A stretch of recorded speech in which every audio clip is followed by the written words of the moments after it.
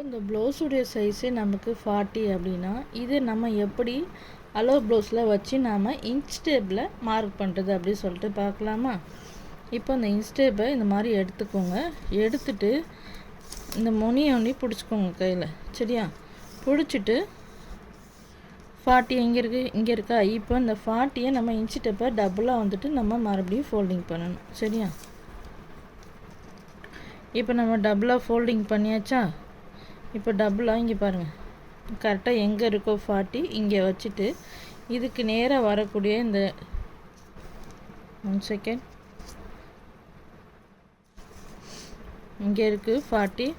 இப்போ இது அப்படியே நம்ம வந்து டபுளாக மடித்தோம் அப்படின்னா நமக்கு எங்கே வந்திருக்கு, 20 கிட்ட வந்திருக்கு. இப்போ இந்த 20யும் நம்ம வந்து டபுளாக மடிக்கணும்.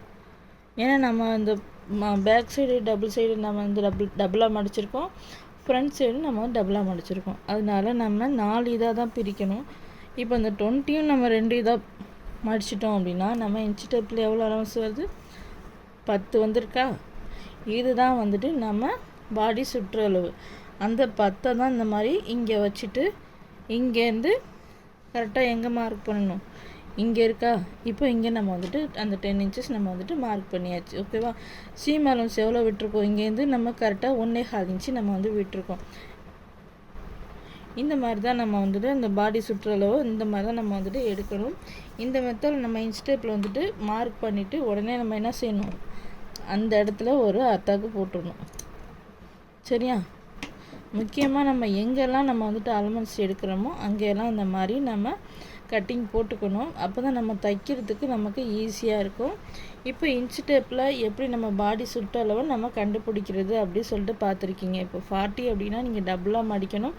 40 வந்துட்டு பாதி 20 ஆகும், 20ல் பாதி 10 ஆகும். அந்த 10 எடுத்து வச்சுருக்கோம், ஓகேவா? அதுலேருந்து நமக்கு ஒரு 1.5 இன்ச்சு சீம் அலவன்ஸ் எக்ஸ்ட்ரா நம்ம தையலுக்கு கூடவில் அந்த 1.5 இன்ச்சு வந்து நம்ம வச்சுருக்கோம்.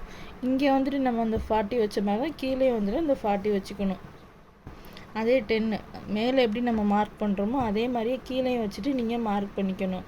ஏன்னா நம்ம நடுவில் வந்துட்டு நம்ம இங்கே சென்டரில் நம்ம டாட் பிடிப்போமா, அதுக்கு நமக்கு 3/4 இன்ச்சு போயிடும். அதனால நம்ம வந்துட்டு அப்படியே வச்சு நம்ம மார்க் பண்ணோம் அப்படின்னா நம்ம தச்சு முடிச்சதுக்கப்புறம் எக்ஸ்ட்ரா 1 இன்ச்சோ 3/4 இன்ச்சோ இருக்கும், அதை வந்து நம்ம கட் பண்ணி விட்டுக்கலாம்.